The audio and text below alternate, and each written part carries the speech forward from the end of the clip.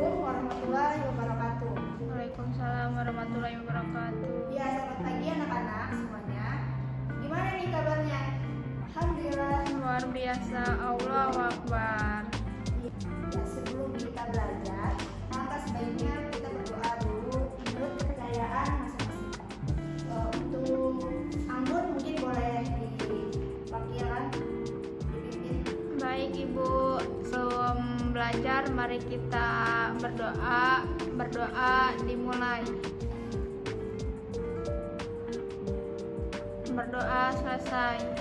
Ya, sebelum kita mempelajari materi buku Paskal ini, Ibu mau tanya nih, sebenarnya jika kita mempelajari buku Paskal, ada nggak sih manfaatnya? Ada yang tahu manfaat buku Paskal?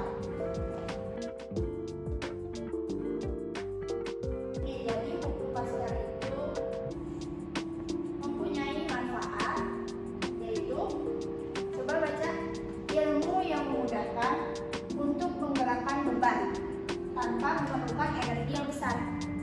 Nah, setelah kita tahu manfaat belajar dari buku Paskal ini, baik kita selanjutnya membaca dua pelajaran yang akan kita catat.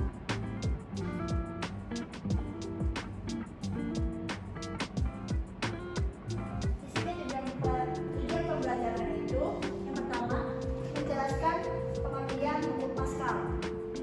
Siswa dapat menjelaskan pengertian buku Paskal.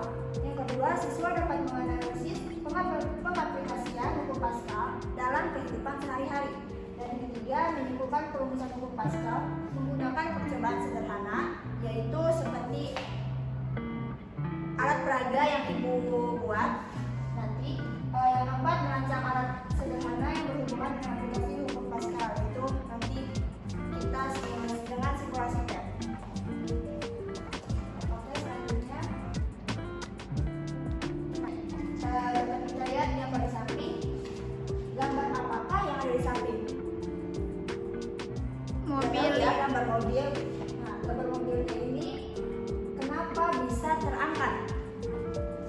Karena ada itu Bu, apa yang buat ngangkat-ngangkat itu tuh apa Bu? Ya. Saya nggak tahu namanya Bu. Ya, betul. Jadi ini termasuk ke dalam contoh buku Paskal. Gaya dorong yang diberikan pada alat suntik kecil dapat memberikan gaya dorong pada beban yang terdapat di alat suntik yang lebih besar. Tentunya hal ini sesuai dengan hukum Paskal, di mana tekanan yang diberikan pada zat cair dalam ruangan tertutup akan diteruskan ke segala arah dengan besar yang sama. Hukum Paskal adalah hukum yang menggambarkan sebuah hukum fisika fluida. Nah, baik. Di sini ada penjelasan tentang hukum Paskal. Ada yang mau baca? Boleh Bu. Silahkan. Hukum Paskal berbunyi, tekanan yang diberikan pada zat cair dalam wadah tertutup diteruskan sama besar ke segala arah. Contohnya itu seperti air di dalam gelas dipindahkan ke air dalam ember. Jadi air itu yang tadinya dia hanya diam membentuk wadahnya, yang tadinya di gelas kecil, dia menjadi bentuk yang besar di dalam ember. Itu. Terus selanjutnya, di hukum Paskal ini yang pertama ada dongkrak hidrolik. Dongkrak hidrolik itu prinsip kerjanya menggunakan sistem hidrolik, yaitu memanfaatkan prinsip Paskal pada fluida. Kita umpamakan saja benda yang di piston 2 adalah mobil. Nah, benda yang ini yang seperti miring ini itu adalah pistonnya. Nah, bagian yang A itu adalah, yang atas A itu adalah mobilnya. Jadi kita bisa mengangkat mobil, yaitu ban, kan ini kayak gini. Nah, jadi ini ban mobil bisa terangkat dengan, jadi kalau kita menekan ini, menekan si A ini yang hitam. Kalau yang kedua itu ada mesin hidrolik. Mesin hidrolik ini biasanya digunakan untuk mengangkat keseluruhan beban mobil. Jadi biasanya kita temukan di bagian penyucian mobil atau bengkel mobil. Nah, pencucian mobil ini menggunakan mesin hidrolik agar mobilnya bisa terangkat dan bisa dicuci dengan mesin. Yang ketiga ada rem hidrolik. Rem hidrolik ini biasa kita temukan di mobil atau di sepeda. Nah, kita hanya cukup menginjak rem yang di mobil. Kalau di sepeda kita mengutipnya mengatakan itu secara pelan pun dengan gaya yang kecil pun kita dapat menghentikan sepeda dan mobil yang sedang berjalan secara pelan ataupun cepat. Nah, ketiga alat ini adalah termasuk ke dalam penerapan hukum Pascal.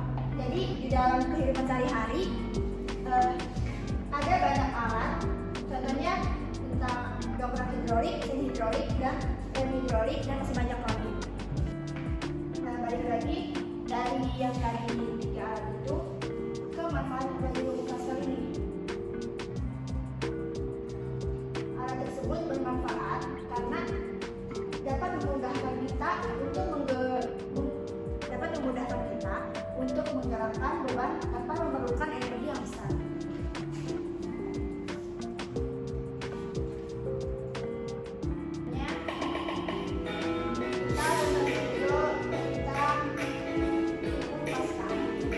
Assalamualaikum anak-anak.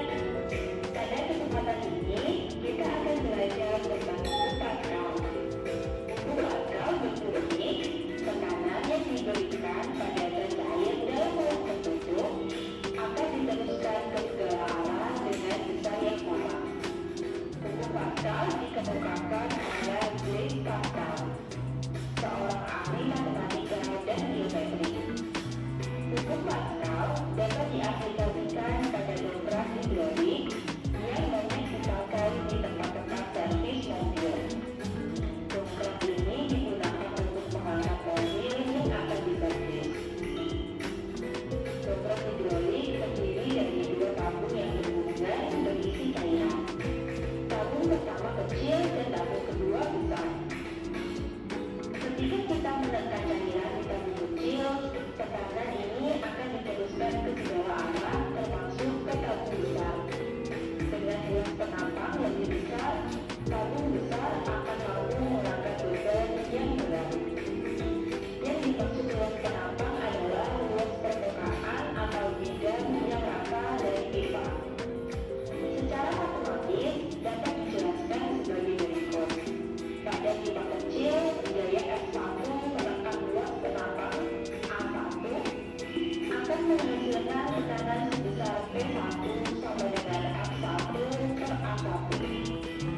Tekanan P1 diteruskan sama besar oleh cairan ke pipa besar. Tekanan pada pipa besar kita simbolkan P2. Maka P1 sama dengan P2 sehingga dapat kita turunkan menjadi F1 per A1 sama dengan F2 per A2. F2 adalah besar gaya atau beban pada pipa besar. A2 adalah luas penapang pipa besar. Supaya lebih memahami, mari kita coba mengaplikasikan hukum Pascal pada contoh.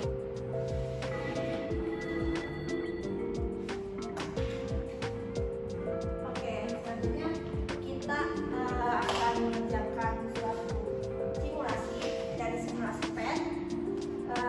Ibu bagikan dulu ya PPD-nya ya. Iya, Ibu. Ya, sekarang dibagikan beberapa kelompok dulu.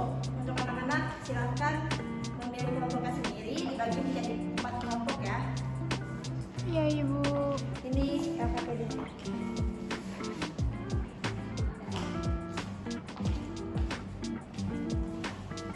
Nah, di LPPD tersebut sudah terdapat langkah-langkah praktikum untuk simulasi PET dari hukum Pascal yang kita pelajari sekarang. Untuk itu,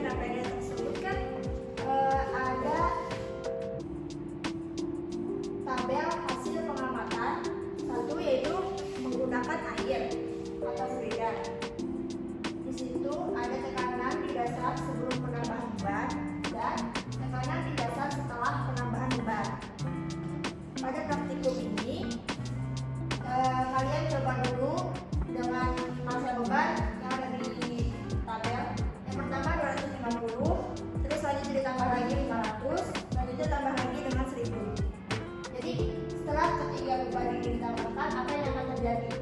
Perkiraan kenaikan fluidanya itu berapa sentimeter. Nah, untuk yang tabel kedua ini, tabel hasil pengamatan 1. Tabel hasil pengamatan 2 ini tentang gas solid atau bahan bakar.